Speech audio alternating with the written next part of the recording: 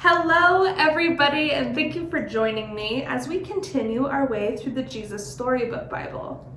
Today's story is called Filled Full.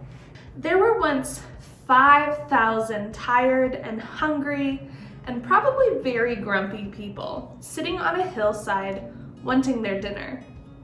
They had come to hear Jesus that day.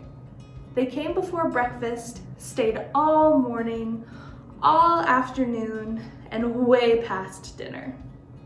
No one had meant to be out there that long, but that's how it was listening to Jesus, as if time didn't exist. People could listen to Jesus for hours, and on this particular day, that's exactly what they did. But they hadn't brought enough food.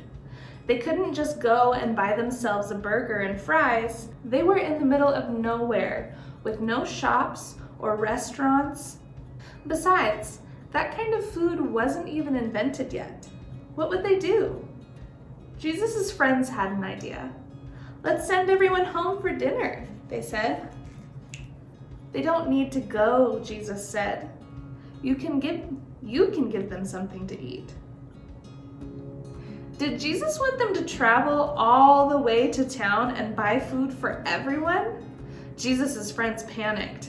"But we don't have enough money." "What food do you have?" Jesus asked. "Go and see." Now, there was a little boy in the crowd. He had brought a lunch that his mother made for him that morning. He looked at his 5 loaves and 2 fish. It wasn't much, not nearly enough for 5,000, but it was all he had. "I have some," he said. Jesus' friends laughed when they saw his little lunch.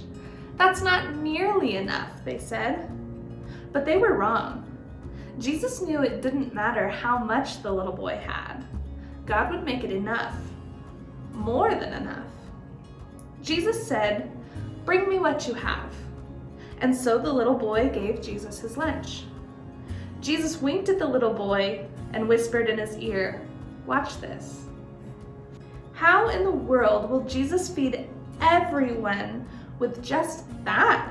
Jesus' friends said, because they thought it was impossible. But Jesus knew the one who made all the fish in the oceans.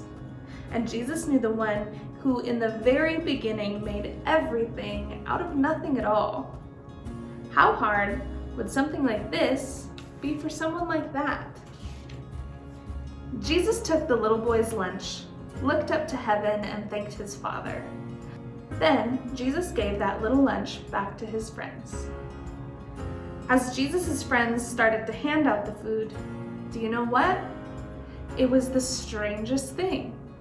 No matter how much they broke off, there was always more. And more. And more. Enough for 5,000. Everyone ate as much as they wanted.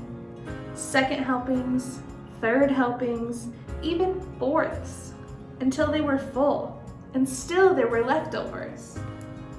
Well, Jesus did many miracles like this, things people thought couldn't happen. They weren't natural, but it was the most natural thing in all of the world. It's what God had been doing from the beginning, of course, taking the nothing and making it everything, taking the emptiness and filling it up, taking the darkness and making it light.